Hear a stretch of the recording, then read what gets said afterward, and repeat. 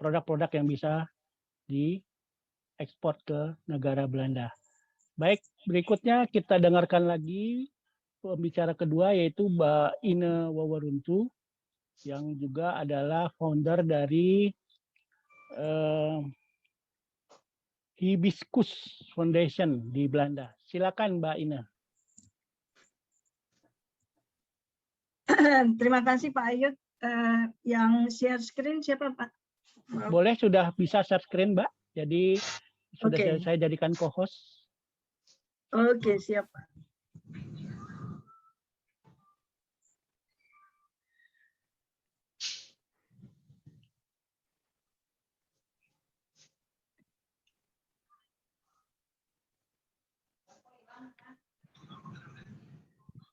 Enggak, dia emang diam.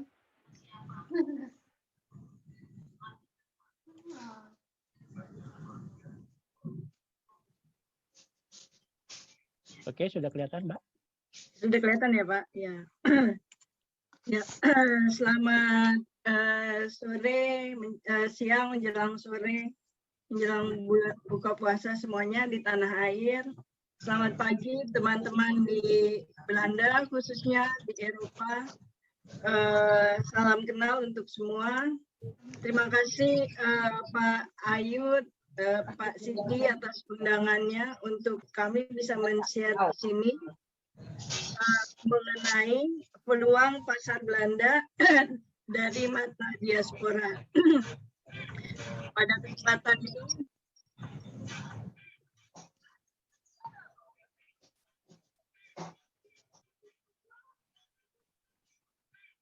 Mbak Ina.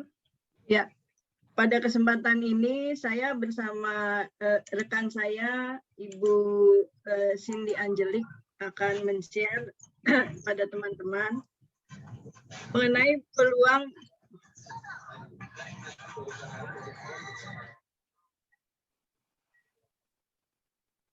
Oke, silakan dilanjut, sudah saya mute. Mengenai peluang pasar Belanda dari mata diaspora. Saya sebagai diaspora di sini yang sudah tinggal 25 tahun, 26 tahun di negeri Belanda, dan Ibu Cindy lebih lama lagi. Kami akan mengupas bagaimana kami melihat kerinduan akan produk Indonesia baik oleh diaspora sendiri, karena di Belanda cukup banyak diaspora Indonesia, sekitar 1,1 juta 700 diaspora Indonesia dan keturunan Indonesia. Bagaimana mereka merindukan produk Indonesia, dan juga orang Belanda sendiri yang masih sangat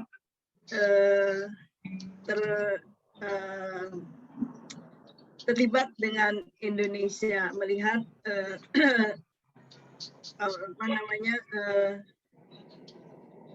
sejarah, ya, pembagian sejarah bersama selama beratus-ratus tahun. Jadi makanan Indonesia itu sebenarnya makanan kedua nasional sesudah makanan Belanda sendiri. Selain itu, kita juga akan mengupas sedikit mengenai kemasan yang berkualitas dan estetis sesuai dengan pasar di sini, dan pemasaran produk-produk Indonesia.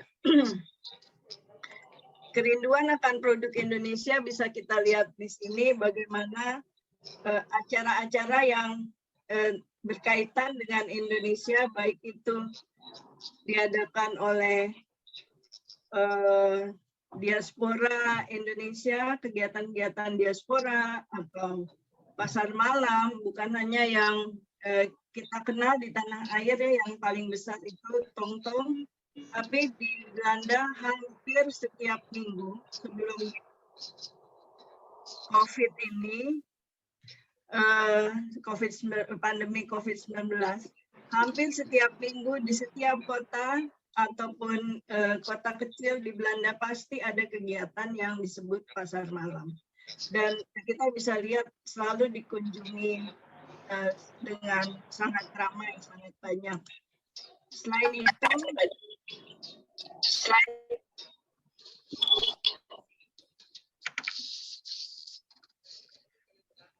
Selain itu, Kedutaan Besar Republik Indonesia di Belanda juga mengadakan berbagai kegiatan dan juga mendukung kegiatan dari kementerian di Indonesia, seperti kita bisa lihat di bawah sini, kegiatan dari Kementerian Turisme yang sekarang Kemenparekraf, ini booth-nya Garuda Indonesia membagikan rempeyek. Semua orang datang, termasuk juga yang di Belanda. Dan juga kegiatan diplomasi dari Kedutaan Besar Republik Indonesia. Dan bahkan kita pernah membuka semacam Taman Mini Indonesia di Venlo yang dilakukan oleh KBRI Den Haag, dan pengunjung pun cukup banyak. Jadi kerinduan akan produk-produk Indonesia itu ada di Belanda. Hanya pengadaannya itu yang masih sangat berbeda ya. Ada yang melalui jasa titip atau membawa sendiri produk dari Indonesia. Yang di sini saya melihat kesempatan untuk bisa lebih diregulasi, seperti misalnya bekerja sama dengan Rumah Indonesia. Selain itu, Belanda juga sudah sangat aktif di dalam menerapkan sustainable goals. Jadi packaging itu juga perlu diperhatikan apabila bapak-bapak, ibu-ibu bermaksud untuk mengekspor ke Indonesia. Tapi dari kunjungan ke Belanda, dari kunjungan saya ke Indonesia dan melihat sendiri beberapa UMKM di sana, seperti misalnya packaging dari kopi atau teh itu sudah sangat-sangat bagus. Nah, bagaimana besarnya pasar Indonesia di Belanda? Bisa kita lihat di sini, toko yang menjual bahan-bahan Indonesia disebut toko di sini. Kalau toko lainnya adalah Winkel, di sini ada toko. Nah, penyebaran toko untuk negeri Belanda ini, kita bisa lihat yang di pin ini kota-kota yang ada toko, jadi toko yang menjual produk-produk Indonesia. Nah, di kota itu kadang-kadang bukan hanya satu, tapi ada beberapa, apalagi kota besar seperti Den Haag atau Utrecht atau Rotterdam itu, atau Amsterdam, mungkin lebih dari 10 per kota. Nah, ini kita bisa lihat di sini. Tadi Zuid-Holland itu adalah Den Haag dan sekitarnya ada 144 toko. Jadi banyak sekali. Saya nanti akan share data ini juga melalui Pak Ayub. Terima kasih. Dan omset yang sebenarnya dari tahun ke tahun semakin meningkat, ini juga menunjukkan kerinduan akan produk Indonesia. Ini angka adalah untuk produk asing, tapi mengingat Indonesia, komunitas Indonesia dan keturunan Indonesia adalah yang terbesar di Belanda, kita bisa mengambil kesimpulan bahwa dari angka-angka ini yang terbesar adalah produk Indonesia. Dan seperti kita lihat di sini, ternyata produk yang dijual tidak melalui omset toko, omset outlet itu ya cukup besar. Nah, dan di sini adalah pangsa dari UMKM.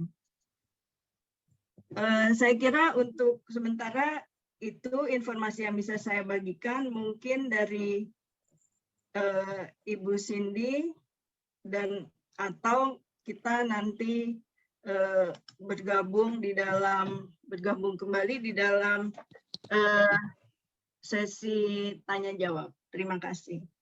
Baik, terima kasih Ibu Baina. Ibu Cindy mungkin ada yang mau ditambahkan, silakan kalau memang ada yang mau ditambahkan. Jadi nanti kita semua pembicara kita memberikan materi dulu, nanti kita ada diskusi di tahap terakhir ya. Apakah Ibu Cindy ada tambahan, Ibu? Tidak ada? Kalau tidak ada, baik, terima kasih Mbak Ina. Berikutnya kita dengarkan pemaparan dari Bapak Suryo Tutuko dari Inter Aromat BV. Silakan waktu dan tempat kami persilakan Pak Suryo. Terima kasih Pak Ayud, selamat pagi, selamat sore. Sore Pak. Untuk waktu yang mau buka di sana ya. Kami di sini masih pagi. Di sini jam 3 sore. Aktivitas. Di sini masih jam berapa ini? 9 lebih, setengah 10 lebih, 10 kurang. Terus kami masih seger lah. Jadi terima kasih waktunya untuk bisa sharing di sini untuk rekan-rekan semuanya. Saya sendiri akan bahas sedikit dan memberikan paparan mengenai kemungkinan pasar di Belanda dan Eropa. Demikian juga tantangannya. Saya akan mulai dengan paparan sedikit mengenai perusahaan-perusahaan saya. Dan saya datang di sini tahun 88, jadi sekitar 30 tahun yang lalu. Saya mau presentasi sekarang, bisa saya mulai? Silakan Pak, sudah dijadikan co-host. Siap. Sudah bisa lihat Pak Ayud? Sudah kelihatan Pak. Mungkin tinggal dibesarkan. Ya. Oke. Saya Suryo Tutuko, saya diaspora Indonesia sejak tahun 88. Dan ini saya buat presentasi untuk peluang pasar Belanda UMKM global. Ini sedikit informasi mengenai saya. Saya datang ke Belanda tahun 88, lalu saya ambil S2 saya di Erasmus University di Rotterdam. Terus saya selama 20 tahun sibuk di perbankan, dunia perbankan, di ABN, di Fortis, dan juga terakhir di Indo Perbank. Lalu sejak tahun 2010 mulai perusahaan sendiri importir rempah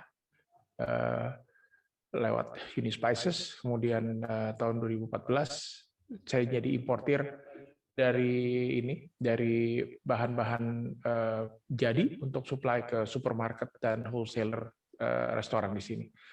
Kemudian 2019 akhir kami mendirikan Rumah Indonesia BV, yang mana informasi nanti akan kami sampaikan. Juga ada Kutus International BV. Mungkin teman-teman juga pernah dengar nama itu. Ini sedikit tentang Inter Aromat BV, didirikan tahun 2014, resminya adalah importir, eksportir, dan distribusi daripada Indonesian Specialty. Jadi 100% produk Indonesia kita pasarkan di sini. Itu informasi mengenai perusahaan kami, ada www.interaromat.com. Dan ini adalah produk-produk yang kami distribusikan di sini. Makanan, minuman, dan juga non-food. Jadi bisa dilihat teman-teman di situ produk-produk mie ayam 2 telur, ada 2 tang, ada Inako, ada Vina, ada ABC, Singabera. Juga ada produk dari kecap Bango, kita distributor di sini, Bangkit Wangi, Takokak, juga produk-produk Kino, dan juga Kutus. Demikian gambaran mengenai produk yang kami bawa. Di samping itu juga kita kerjasama cukup erat dengan beberapa kantor di Eropa, kantor pemerintah, KBRI mulai dari untuk KBRI Belanda ya, Perancis, di Marseille, Berlin, Brussel, Bratislava, Roma, Copenhagen, Madrid, Bern, dan lain-lain. Kami juga bekerja sama dengan beberapa kantor pemerintah, perdagangan tentunya, dan juga Menko Parekraf, dan juga perindustrian, dan juga pertanian. Dan tentunya ITPC-nya. Ini adalah pameran-pameran yang kerap kami hadir dan kunjungi dan berpartisipasi di sana. Karena penting sekali untuk menjadi established, supaya bisa dikenal, dan kita kenal dengan pasarnya, bahwa kita harus ada di sana. Jadi pasar Anuga, ada Sial Paris, dan juga tadi masih juga bicara soal biotrade, kita rutin hadir di Biofach, juga ada di Horeca, dan lain-lain. Juga halal pameran halal di Hanover. Ini adalah contoh sedikit mengenai distribusi kami, Intraromat. Jadi kami distributor dan wholesaler untuk restoran-restoran dan toko di Belanda melalui distributor-distributornya. Tadi juga disampaikan dengan Mbak Ina berapa banyaknya retail toko retail di sini. Toko di sini ya betul namanya toko. Jadi banyak istilah-istilah Indonesia diambil oleh Belanda. Jadi kita jajah balik. Terus ada restoran tuh dan toko itu bisa 1.000 lebih. Saya ingat zamannya Bu Retno waktu di sini dia sempat sebut itu 1.000 lebih, sekarang udah 1.400. Juga ada supermarket chain yang etnis dan tematis, itu adalah yang menjadi sasaran kami. Selain dari Intraromat, kami juga sibuk di Kutus-Kutus, produk Kutus-Kutus. Kami bangun produk Kutus-Kutus International BV. Itu kantor kami, itu merupakan kastil seluas 25.000 meter persegi, cukup luas, milik Pak Bambang Pranoto. Dia bangun di sini untuk distribusi dan perpasaran Kutus-Kutus di Eropa. Ini sedikit gambaran beliau produknya, dan itu saya sebagai co-founder. Jadi beliau adalah Pak Bambang adalah founder daripada Kutus-Kutus di sana, dan kita sama-sama bikin company di Belanda untuk ke Eropa. Ini adalah salah satu contoh waktu kita kerja di kantor, isinya anak-anak muda semua. Ini adalah produk-produk dari Kutus-Kutus. Mungkin juga pernah lihat ya, Kutus-Kutus oil, ada Tanamu Tanami, ada sabun, Kutus Kalila juga ada sabun Tanamu Tanami. Nah, ini adalah produk terakhir dari kami, yaitu Rumah Indonesia BV.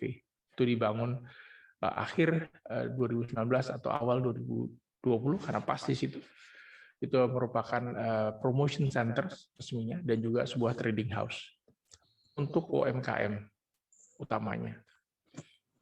Dan ini adalah gambaran sedikit mengenai Rumah Indonesia. Uniknya kita akan memiliki 2 company. Di sini adalah BV itu sama dengan PT. Jadi Rumah Indonesia BV di Belandanya. Di Indonesia kita ada PT Rumah Indonesia. Itu adalah suatu didirikan di Indonesia untuk one stop solution. Jadi dua-duanya itu untuk membantu UMKM untuk mulai dari, kalau yang di Indonesia, kurasinya, dan juga dukungan bisnis sampai siap ekspor di Eropa. Kalau yang di sini Rumah Indonesia BV-nya itu lebih menjadi pusat informasi, pemasaran ke Eropa, juga membantu pariwisata, kultur, dan dukungan bisnis produk UKM dan ekonomi kreatif Indonesia. Ini sedikit mengenai One Stop Solution Center. Itu adalah seperti disampaikan tadi, pusat informasi. Kami mengkurasi produk, mendukung bisnis, networking di sini karena kami juga cukup punya networking di Belanda dan Eropa tentunya, menjadikan tempat promosi dan pemasaran, dan kami memiliki akses pasar yang insya Allah cocok dengan yang dicari. Menurut kami ini adalah siapa yang pelanggan dari Rumah Indonesia. Jadi kalau yang di RIBV, kita singkat ya, Rumah Indonesia BV, RIBV ini diaspora Indonesia di Eropa. Juga tentunya warga negara asing di Eropa, dan juga berbagai komunitas di Eropa. Karena kalau kita lihat diaspora itu ada pelajar, pekerja, pemilik bisnis, juga warga Indonesia yang sudah menikah, Oh ya, untuk informasi aja, kalau di Belanda itu ada sekitar 1,8 juta diaspora Indonesia. Sedangkan penduduk Belandanya ada 17-18 juta, sebesar kira-kira Jakarta ya ininya penduduknya, tapi luas wilayahnya itu sebesar kira-kira Jawa Barat. Nanti akan kami bahas lebih lanjut. Kalau Rumah Indonesia PT di Indonesia tuh apa namanya, kita tuh lebih nanti yang tempat kurasinya di sana untuk produk-produk fashion, ragam kuliner, kria, tekstil, dan mebel perabotan. Ini kegiatan-kegiatan kami, Rumah Indonesia. Jadi di sana ada demo masakan Indonesia, ini cocok sekali, bagus sekali untuk bisa memberikan akses langsung kepada orang-orang supaya dia bisa langsung tahu, oh ini rasanya masakan Indonesia, dan merasakan juga mengolah kain khas Indonesia itu kita tampilkan juga. Kemudian karena di sini di Barat ya, kami juga ada Indonesian wine tasting, mengicip-icip karena di Indonesia juga ada wine-nya banyak dari Bali. Kami juga ada showcase untuk pameran pembuatan tempe yang menarik di sini.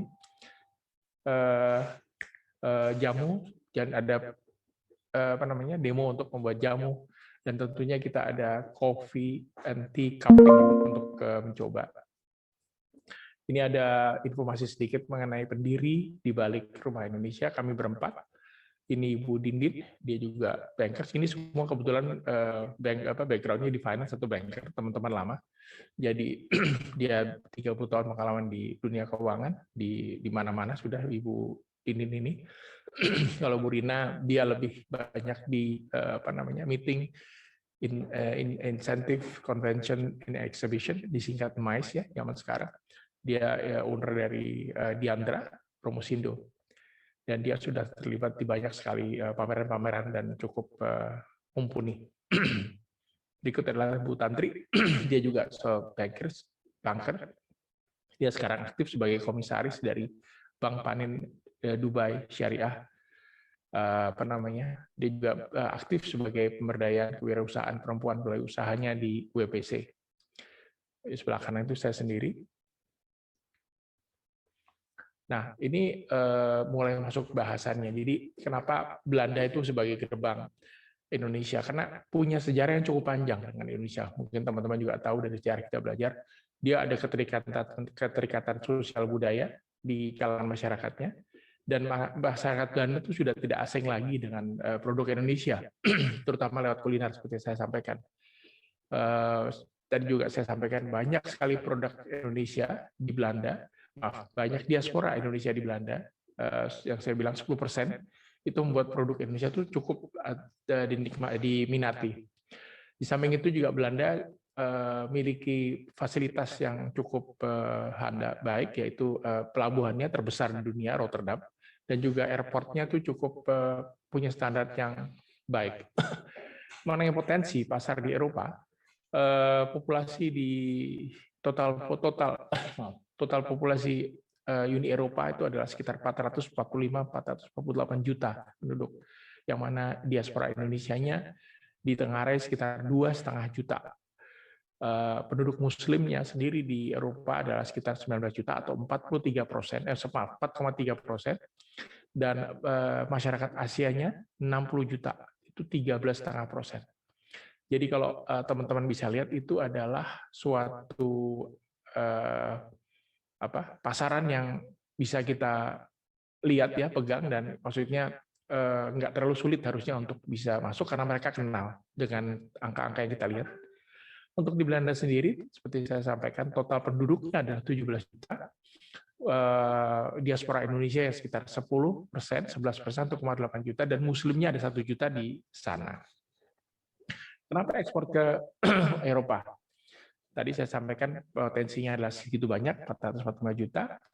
Dan kalau bisa masuk ke Eropa, itu mereka memiliki regulasi satu, single market. Jadi kalau masuk ke satu negara itu berlaku untuk 27 negara yang lain. Tapi memang masuknya nggak gampang, karena standarnya tinggi. Di samping itu juga Uni Eropa itu kalau dibanding dengan negara-negara lain, kalau saya boleh bandingkan dengan US, menurut pengalaman kami, standarnya di atas internasional. Dan cukup ketat gitu loh. Mereka pasang standarnya karena itu adalah standar dari 27 negara. Tapi baiknya adalah dia bisa memperbaiki best practice supply chain ya. Supply chain itu bisa memperbaiki untuk Indonesia, industri dan pertanian di Indonesia. Jadi ini timbal balik. Tantangannya apa sih untuk impor ke Eropa? Saat ini ya, karena zaman pandemik dari tahun lalu, itu promosi offline dan pameran sangat terbatas. Jadi dan juga kita tahu juga di mana-mana nggak boleh ada lockdown dan jam malam, tapi alhamdulillah sejak kemarin 28 lockdown sudah diangkat dan juga jam malam sudah diangkat gitu loh untuk sementara, walaupun memang paparannya cukup tinggi, saya bisa bilang antara 7-8 ribu per hari, tapi mereka sedang coba karena untuk mengangkat ekonominya ya. Kemudian tantangan lain adalah tarif import yang berdasarkan GSP atau Generalized System Preference Standard itu itu adalah tantangan karena kalau misalnya kita masukin, kalau kita dapat GSP-nya ini sebetulnya kita mendapat pengurangan dari pajak yang masuk, dan itu berarti apa? Berarti barang yang kita jual bisa lebih murah. Masalahnya adalah tidak sama, dan kalau dibanding dengan negara-negara ASEAN lain kita kadang-kadang lebih rendah gitu. Jadi artinya jualnya jadi lebih mahal. Itu salah satu tantangan. Tapi teman-teman dari perdagangan kerja keras untuk bisa produk kita bisa bersaing di sini. Saat ini juga kalau juga dengar logistik sedang susah-susahnya karena butuh waktu lebih lama dari biasanya, yang 30 hari bisa 2-3 bulan karena kesulitan kontainer dan kapal, dan juga di samping itu biayanya mahal. Untuk informasi, kalau misalnya 20 feet kontainer dulu itu kami bayar 900 sampai 1.000, sekarang bisa sampai 5.000. Kalau yang 40 feet itu dulu kami bayar cuma 1.200, sekarang bisa sampai 9.000 US dollar, segitu banyaknya. Tantangannya adalah Uni Eropa nih saat ini seperti negara lain juga, dia lebih mengutamakan impor bahan baku, karena mereka pengen ambil nilai lebihnya tetap di Uni Eropa.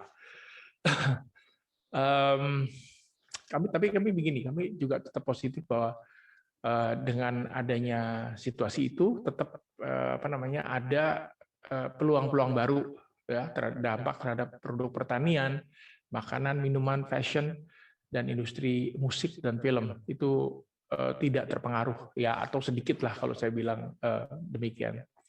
Lain itu juga peluangnya terhadap di situasi new normal ini, karena WFH mungkin kita kenal work from home, itu membuka pasang peluang baru karena secara digital ada e-commerce, ada marketplace, dan juga hiburan online lainnya. Yang lainnya misalnya apa, bisnis ekonomi kreatif yang cukup tren saat ini adalah yang ramah lingkungan, yang bawa dampak positif terhadap komunitas, terus yang sehat dan yang berkelanjutan. Itu bisnis ekonomi kreatif yang saat ini tren. Makan minuman, kopi, teh berbasis herbal yang atau sehat seperti gluten free atau organik seperti tadi disampaikan oleh Mas Sidi juga itu cukup tren saat ini, dan peluang baru. Home decor, fashion, muslim, health product seperti masker kita semua tahu, dan juga disinfektan yang ramah lingkungan itu juga cukup populer. Dan musik, kalau saya bisa bilang, kalau aircraft ya, jadi konser online, semua kita tahu online, ada film, dokumentasi, kuliner, dan pariwisata kita banyak lihat sekarang. Dan itu menjadikan industri lain yang baik. Tentunya kalau kita juga kenal produk daur ulang, ya, yang itu juga, dan juga produk halal, pangan, dan kosmetik itu menjadikan peluang yang baru. Dan pasar-pasar yang bisa saya sampaikan ya adalah ini di luar daripada apa yang saya sampaikan tadi, karena kami juga sibuk di supermarket dan wholesaler ya, yang standarnya cukup tinggi yang disampaikan tadi. Ini ada pasar-pasar yang juga disampaikan tadi oleh Mbak Ine, yaitu pasar-pasar tong-tong. Pasar tong-tong ini tradisi tradisi Indonesia, dan sekarang udah lebih banyak juga dimasuki Asia di situ, yang mana menceritakan produk-produk Indonesia yang sudah dari 60 tahun. Dan itu juga bentuk kecintaan dari Belanda terhadap Indonesia yang tidak bisa lepas ya. Di situ bisa dilihat semua produk-produk Indonesia. mulai dari bisa dilihat di gambar itu ya, jadi mulai makanan, minuman, mau ke batik, mau wayang pun, mau apapun ada di situ. Produk-produk aircraft itu banyak ada di situ. Dan ini biasanya kalau tidak ada pandemi itu antara bulan Mei dan Juni. Biasanya itu antara 10 hari di situ. Dan itu yang datang ramainya luar biasa. Bisa dilihat di gambar itu. Dan itu tendanya itu bisa, waduh, berapa lapangan bola itu, besar sekali tuh di sana. Dan apa namanya? Kalau saat ada pameran tuh kadang-kadang ratunya datang. Kalau sekarang raja, biasa raja datang untuk meresmikan. Jadi kalian bisa lihat bagaimana pentingnya posisi Indonesia di Belanda. Selain Tongtong ya, Tongtong Fair tadi, pihak KBRI juga cukup jeli melihat kemungkinan untuk pemasaran. Dia juga bikin yang namanya Pandora. Itu adalah singkatan dari Pasar Indonesia Raya, yang sekarang sudah dijalankan sekitar, kalau nggak salah, sekitar hampir 4 atau 5 tahun, dan cukup sukses ya. Kalau dia datang ribuan orang. Pojok kiri atas mungkin teman-teman bisa lihat itu Bu Retno, Menteri Luar Negeri kita, yang juga sempat hadir di situ. Yang di tengah itu apa namanya, Pak Dubes waktu itu, sekarang udah ganti, sebelah kirinya ada juragannya saya. Nah terus itu ada teman-teman kita juga hadir di sana, dan itu yang datang cukup ramai. Apa namanya, bentuknya kayak pasar gitu, sangat menarik itu karena kita langsung komunikasi dengan calon-calon pembeli, dan itu produk-produk kami juga kita bawa di sana. Selain dari Pandora, ada yang rutin juga tiap bulan namanya Pasar Malam Istimewa. Yes, lihat Pasar Malam itu sudah menjadi nama di sini. Toko, pasar dan sebagainya, makanan, sate, sambal itu sudah diambil menjadi bahasa di Belanda, makanya disebutnya pasar malam. Mereka sudah ngerti artinya, istimewa pun juga mereka ngerti. Ini juga pasar yang apa namanya, penyelenggaranya bukan orang Indonesia, ini adalah orang Belanda, dan dia rutin diadakan di tiap bulan, 12 bulan, 1 tahun. Ini pasar malam yang besar.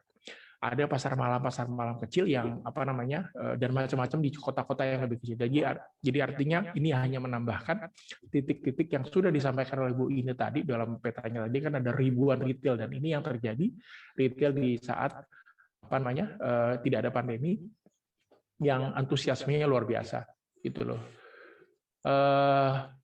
Ini contoh-contoh ya mengenai sekarang produk kreatif ramah lingkungan. Ya hanya gambaran apa sih, tadi saya bilang produk daur ulang dari koran itu bisa dilihat. Terus topiku terbuat dari bahan kain dasar, kain brim, terus ada produk sabun cuci dan sebagainya, contoh-contoh. Kemudian tadi kan saya sampaikan juga ada sustainability fashion, itu bahannya itu dibuat dari bahan apa namanya, sisa bahan garment, sehingga tidak ada yang terbuang, zero waste. Seperti produk kutus-kutus itu juga zero waste, karena produk kutus-kutus itu mulai dari apa namanya, olinya sampai akhirnya ampasnya itu jadi produk semua gitu loh. Itu produk yang diminati di sini. Terus juga hilang. Kemudian ini juga produk makanan sehat. Ini produk makanan sehat, bagalan bekatul, spaghetti pasta yang gluten free disampaikan tadi. Terus ada keripik tempe dan singkong pedas. Nah, sedikit kembali lagi mengenai Rumah Indonesia. Ini kegiatan promosi Rumah Indonesia, ada kami ulang lagi, mohon maaf. Jadi ada demo masakan Indonesia, olah kain khas Indonesia, Indonesian wine tasting, membuat tempe, jamu herbal, coffee cup dan brew. Nah, ini kegiatan-kegiatan kita menyangkut festival makanan kerajaan Indonesia. Dan kita hadir tuh di pasar yang tadi kita sebutkan, dan insya Allah kita bisa bantu teman-teman UKM untuk bisa hadir di sana. Tapi nanti apa namanya, bagaimananya kami akan kami infokan mengenai caranya. Nah, berikut adalah informasi mengenai Rumah Indonesia. Itu adalah tampilan dari toko kita. Itu ada websitenya. Dan kalau misalnya mau menghubungi atau ada ini, silahkan ke email ke sana supaya bisa apa namanya, insya Allah bisa bekerja sama. Kira-kira demikian ini dari saya, Pak Ayud. Mudah-mudahan bermanfaat. Baik, waduh, sungguh luar biasa. Pak Suryo itu membangkitkan semangat kita semua nih yang ada di webinar ini.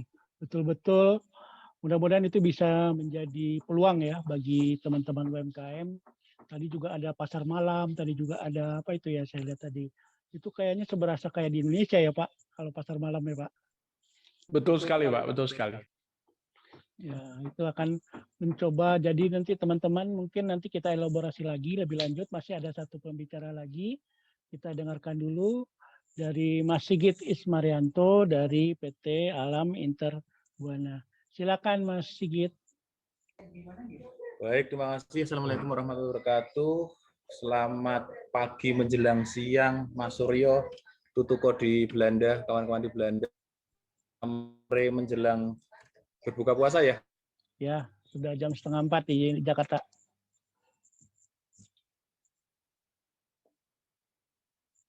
Halo, Mas Sigit. Pak Edi Ganevo, terus juga ada Mas Idi tadi. Perkenalkan, saya Sigit Ismarianto. Saya CEO dari PT Alam Sari Interbuana, yang sebetulnya saya grogi nih Pak Ayud, karena tadi Mas Tutuko udah luar biasa, komprehensif banget dari A sampai Z. Gitu. Saya sebetulnya pengen mau mengenalkan diri, gimana ya? Saya lebih baik cerita aja deh kan gitu. Karena udah diborong habis sama Mas Tutuko nih. Saya mengenal beliau itu sebetulnya dari apa namanya Mamam Betty. So, beliau dulu kalau tadi ada apa namanya dikenalkan juga pernah di Unispaces TV. Nah, kebetulan saya salah satu yang belajar banyak dari Mamam Betty, Mas Tutuko. Saya bersama Arif dulu begitu. Tapi ya seperti cerita-cerita lama lah, tetap aja punya jalan sendiri-sendiri. Kan akhirnya seperti itu. Nah, core bisnis saya juga apa namanya rempah. Nanti banyak diskusi nih dengan Mas Tutuko ini. Luar biasa. Core-nya beliau ini background-nya sebetulnya dari bank, tapi merambah ke apa namanya rempah-rempah Indonesia. Siapa yang nggak tahu rempah Indonesia itu di Belanda seperti apa? Karena begini, tadi di awal udah disampaikan oleh Mas Tutuko. Saya cerita aja ya Pak Yud ya, untuk memotivasi teman-teman juga seperti itu. Karena keterikatan sejarah. Siapa nggak tahu Belanda? 350 tahun berteman dengan Indonesia. Saya tidak mau bicara apa namanya kita dijajah seperti itu. Karena apa? Ternyata di situ ada nilai positifnya. Mungkin kalau kita tidak dijajah, ya kita mungkin akan begitu-begitu saja. Dan karena kebetulan saya di apa namanya di Dewan Rempah Indonesia Pusat seperti itu. Kebetulan saya membawahi bidang promosi pemasaran dan advokasi. Artinya kita harus bisa membalance. Tidak selalu yang kita ceritakan ke anak kita, anak cucu kita nanti itu kita dijajah oleh Belanda. Ini penting sekali buat kita untuk brainstorming. Yang kedua, kalau kita bicara pasar nih, karena kita bicaranya kan pasar Belanda, di mana peluangnya harus UMKM go global. Seperti yang sudah-sudah Pak Ayud, kita ini kan minimal 3 tuh, minimal aja 3. Satu, kalau kita udah bicara produk, berarti sertifikasi produk. Nah, ini kawan-kawan banyak tuh yang di chatbox menawarkan ini, menawarkan itu, dan lain-lain. Ini harus kita perdalam lagi nanti. Yang kedua adalah konsistensi, baik quality ataupun quantity. Ini apa namanya, kalau kita bicara ekspor itu, ya, kalau kita bicara ekspor itu tentunya volume, kan begitu. Walaupun sebetulnya sekarang kalau kita bicara UMKM ya nggak mungkin seperti itu. Bahkan saya salut sekali nih dengan Ketum nih, dengan Pak Egan ini. Kerjasama dengan pos 1 kilo, 2 kilo, 3 kilo, 5 kilo kita sudah bisa ekspor sekarang seperti itu. Ini luar biasa sekali. Yang ketiganya tentunya lagi-lagi kita diakses pembiayaan atau permodalan kita. Kita bicara UMKM harus selalu bicara itu. Nah, kawan-kawan luar biasa sekali seperti hard effort-nya, support-nya dari government juga saat ini luar biasa. Nah, sedikit tips saja. Kalau cerita sekali lagi produk Mas Tutuko udah luar biasa. Nanti tinggal kita buka kerannya aja. Bagaimana kita bisa berkolaborasi dengan Mas Tutuko selesai. Karena sudah ada Rumah Indonesia. Saya ingin apa namanya memberikan satu background aja di mana gini. Sertifikasi produk tadi. Kalau kita bicara dua saja. Satu organik, yang kedua halal. Itu peluang pasar yang luar biasa. Kenapa? Pertama, Muslim di EU tadi disebutkan oleh Mas Tutuko itu 19 juta. Kita sasar itu saja. Kita bicara halal, berarti tidak hanya makanan. Saya teringat beberapa tahun lalu saya pernah bertandang lah. Bahasanya bertandang nih karena kita mencari peluang. Bertandang ke Rusia. Ternyata halal fashion di sana luar biasa Pak Ayu. Artinya begini, fashionnya aja laku, ya kan? Apalagi makanannya. Karena yang namanya halal itu kan akhirnya quote unquote fanatik. Ada fanatisme di situ. Ini berarti satu peluang pasar yang luar biasa. Dan siapa nggak tahu halal Indonesia itu lebih rigid daripada kosher sebetulnya. Kalau kita mau masuk ke sana. Artinya kita punya standar yang sangat tinggi. Yang kedua organik. Tadi udah disinggung juga oleh Mas Sidi sama Mas Tuko. Nah, saya bisa masuk ke Belanda, bisa masuk ke Jerman, masuk ke Kanada, masuk ke kebanyakan di Belgia juga. Itu juga gara-gara organik saja seperti itu. Dan ini organik ini pastinya satu level lebih tinggi daripada konvensional. Sebelum nanti kita bicara atau Mas Tuko nanti kita minta testimoninya tentang fair trade, tentang sustainability dan yang lain-lain. Itu punya added value yang luar biasa. Walaupun sampai saat ini saya sudah halal certified ataupun organic certified, tapi saya masih tetap mengedepankan prinsip saya masih raw material dulu. Kemampuan saya masih di situ nih Pak Ayud. Katakanlah ya ini, karena kita bicaranya kalau kemarin kan UMKM naik kelas. Nah, saya itu baru belajar naik kelas nih Pak Ayud. Ya. Ini tentunya kawan-kawan juga akan sangat banyak. Saya lihat di chatbox di peserta ini ternyata tersebar dari Aceh sampai Papua. Ada beberapa kawan saya juga di situ. Baru tadi pagi kami dengan FTA Center Jakarta itu ada Bu Meta. Bu Meta itu punya yang dari kayu dan lain-lain. Ternyata kalau kita masuk ke sana, oh iya, sertifikasi produk lagi nih Pak Ayud. Nah gitu. Nah, selanjutnya lagi, kenapa kok Belanda sekali lagi? Tadi Mas Tutuko juga saya sedikit banyak mengambil dari kalimat-kalimat Mas Tutuko aja nih. Karena udah dibahas. Diaspora Indonesia di sana itu di Belanda itu 1,8 juta, itu pasar. Nah, saya pernah di Belanda. Kebetulan saya pernah tinggal juga walaupun tidak lama. Tepatnya di Pasvalvak Mas Tutuko ya? Pasvalvak ya gitu ya. Yang di Amsterdam sana. Itu ya ketemunya kawan-kawan banyak di sana itu yang dicari kita lidahnya itu kan lidah Indonesia. Asam manis, pedes gitu. Mau tidak mau ya tetap pakai rempah. Kalau kita istilahnya bahasa kita mengikuti di sana, nggak doyan makan Pak Yud. Kan begitu. Artinya tetap bumbu-bumbu itu masuk. Artinya gini, kalau kita dengan pangsa pasar yang 1,8 juta jiwa itu saja, 1,8 juta diaspora Indonesia luar biasa. Ini kadang kita tektokan dengan kawan-kawan diaspora. Butuh apa sih? Butuh teh, ya. Butuh kopi, butuh apa begitu. Tapi lagi-lagi kita kan tadi disampaikan juga logistik cost dan lain-lain. Nah ini hal-hal yang luar biasa. Setidaknya minimal ya. Sebelum kita ke sana, langkah saya ini pengalaman saya selama ini saya itu kurang lebih bisa masuk ke Belanda itu mulai dari 2014 Pak Yud. Sebelum 2014 itu saya masih bekerja dengan orang begitu. Ya, salah satunya masih banyak belajar itu dengan mamamnya Mas Tutuko, Mamam Betty kan gitu. Artinya di situ banyak belajar sekali yang saya harus tahu di sana seperti apa. Ini jadi satu peluang pasar yang luar biasa, keterikatan kita dengan sana dan banyak hal lain lagi.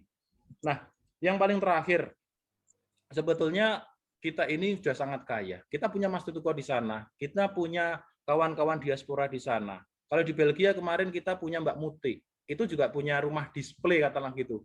Ya.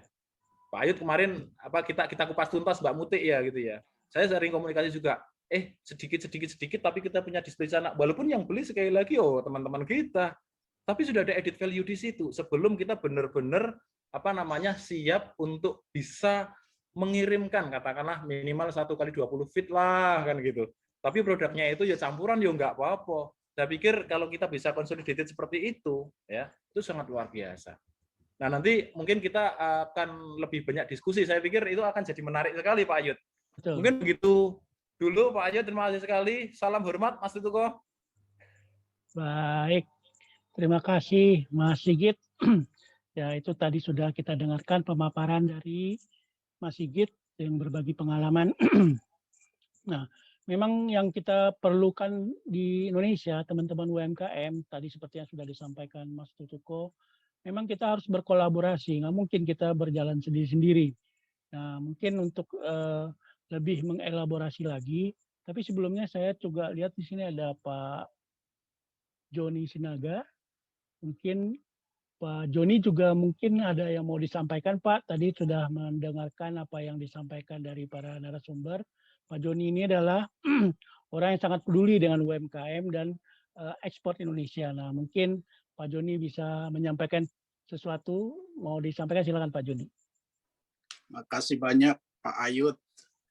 Kita selalu senang dengan kegiatan yang dilakukan oleh Kadin di sini. Kalau masih ada Pak Edi Ganevo dan para pembicara, Pak Sidi, Mbak In, dan semuanya tadi, saya mendukung apa yang disampaikan oleh para pembicara bahwa Belanda ini sebenarnya merupakan pasar yang potensial bagi kita, Pak Ayud, dan sudah disampaikan tadi dari sejarahnya.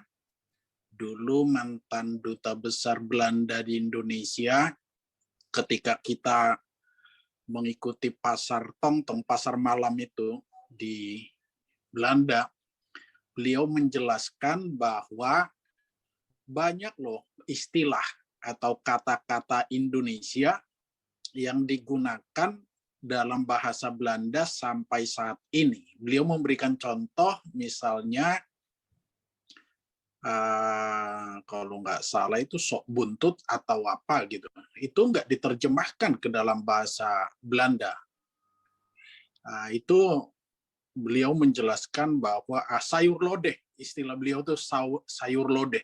Sayur lodeh itu nggak ada terjemahannya dalam bahasa Belanda, tapi sudah diterima sebagai istilah yang orang Belanda tahu gitu, sayur lodeh gitu. Itu untuk menunjukkan betapa memang potensi perdagangan antara Indonesia dan Belanda itu sangat besar.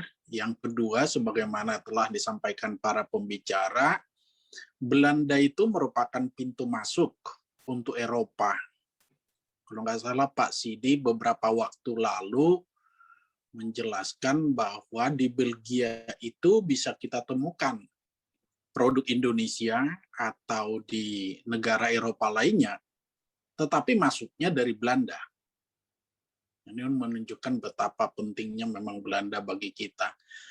Dan beberapa produk yang ada di Indonesia itu memang sangat baik, walaupun kadang-kadang Pak Ayud, saya beli tahu di Den Haag, rasanya lebih nikmat loh daripada di kita, dan banyak makanan Indonesia kalau kita ke Den Haag atau ke Amsterdam itu lebih menarik, mungkin karena bahannya lebih baik ya, misalnya dagingnya juga seperti itu. Jadi mudah-mudahan kita sore ini, sayangnya hanya 300 ya Pak Ayud, karena banyak sekali yang bilang ke saya, Pak, saya kok nggak bisa masuk Pak, padahal lah senang sekali gitu. Tapi saya lihat udah 313 ya.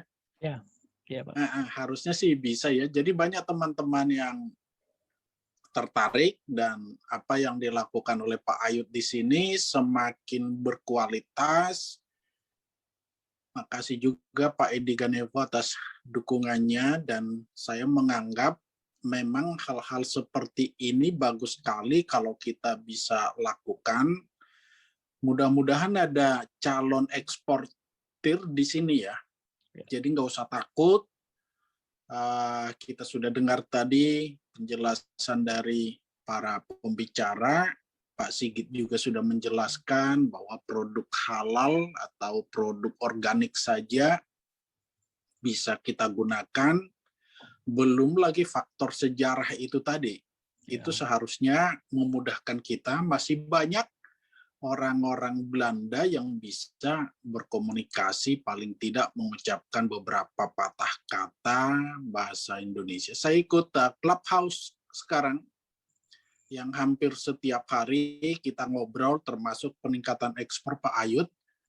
Dan saya di Clubhouse yang berbahasa Inggris, tiba-tiba di dalam Clubhouse yang berbahasa Indonesia, saya lihat ada orang bulenya gitu. Ternyata orang Belanda dan fasih berbahasa Indonesia. Wah, itu menarik tuh. Jadi hal-hal seperti itu memang dengan teknologi informasi saat ini semakin mudah komunikasinya, tetapi mungkin intinya adalah tidak bisa lagi kita berbisnis hanya menguntungkan satu pihak. Ini barangkali yang agak sulit. Kalau pandangan lama Pak Ayut kan kalau bisa ekspor kita terus yang meningkat. Ternyata itu tidak bisa. Tiongkok yang merupakan eksportir terbesar di dunia sejak tahun 2005, dia juga menjadi importir terbesar di dunia. Jadi mungkin kita harus ubah sedikit gitu, bahwa melakukan impor juga kalau memang itu dibutuhkan nggak apa-apa. Tapi di saat yang sama bagaimana caranya supaya kita bisa melakukan ekspor. Jadi misalnya kalau kita membutuhkan di dalam negeri, tapi karena hanya ingin ekspor saja, itu menjadi masalah kalau misalnya kebutuhan dalam negerinya nggak ada. Jadi kebutuhan dalam negerinya harus terpenuhi, barulah kita melakukan ekspor. Dan ini saya kira potensi yang kita miliki. Tadi malam kami bicara misalnya tentang kopi nih Pak Ayut, dan Pak Ayut juga saya lihat sangat aktif di bidang komoditas, dan Belanda atau khususnya Eropa secara umum mereka sangat berminat dengan kopi kita dan rempah-rempah kita. Dan kita tahu dulu kan sejarahnya VOC itu datang untuk mencari rempah-rempah ya. Dan tadi malam disebutkan minuman tradisional di Indonesia sebenarnya bukan kopi. Tapi misalnya dari tanaman nira atau kelapa seperti itu. Lalu sekarang datang kopi, kemudian kebutuhan kopi akan kopi kita di dalam negeri juga meningkat. Dulu rata-rata hanya setengah cangkir setiap hari, sementara orang Eropa sudah 5 cangkir per hari. Sekarang dengan anak-anak muda makin mengerti, ternyata bisa dinikmati. Pada saat kita ingin meningkatkan ekspor kopi kita, ternyata kebutuhan di dalam negeri juga meningkat. Jadi mungkin ini berlaku untuk produk lainnya. Kita melihat misalnya perjanjian dagang bebas antara Indonesia dengan Australia yang baru berlaku, demikian juga antara Indonesia dengan Chili, setidaknya ada 7.000-an produk Indonesia yang bisa diperdagangkan tanpa tarif.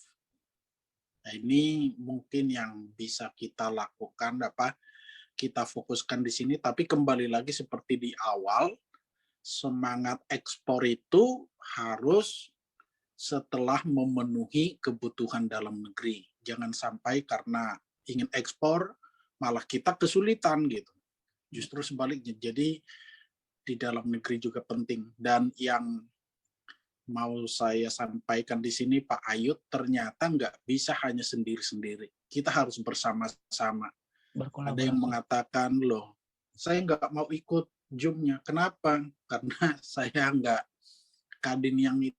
Saya bilang, kalau saya sih siapapun demi memajukan Indonesia kita dukung. Dan kita lihat kok apa yang dilakukan Pak Edi Ganevo, Pak Ayut ini ya sangat bermanfaat. Dan ini sebenarnya yang mau kita sampaikan, kalau kita bersama-sama dan Pak Sidi dan para pembicara ini yang mau dengan cuma-cuma memberikan ilmunya, ini yang perlu kita manfaatkan sebenarnya. Jadi keinginan atau ramalan orang lain bahwa Indonesia itu akan menjadi kekuatan ekonomi nomor 4 di dunia tahun 2045, jangan-jangan bisa lebih cepat kalau kita bersama-sama. Jadi sekali lagi, terima kasih Pak Ayut, seharusnya ini juga dilakukan oleh pemerintah lebih banyak lagi seperti ini, dan ini sangat nyata, sangat konkret bagaimana supaya produk Indonesia bisa masuk Belanda atau Eropa. Makasih Pak Ayut. Baik, terima kasih Pak Joni. yang selalu memberikan support juga teman-teman UMKM. Pak Joni ini adalah pejabat di Kemenlu ya, teman-teman. Mungkin kalau yang lain saya rasa kalau yang sudah sering ikut pasti tahu dengan Pak Joni, Pak Dubes ini yang selalu mensupport kegiatan-kegiatan yang dilakukan oleh teman-teman UMKM. Berikutnya mungkin saya mau dengar dulu, tadi ada Pak Yan yang praktisi juga pernah jadi membuka toko di Belanda kalau nggak salah tadi. Pak Yan masih ada, Pak Yan?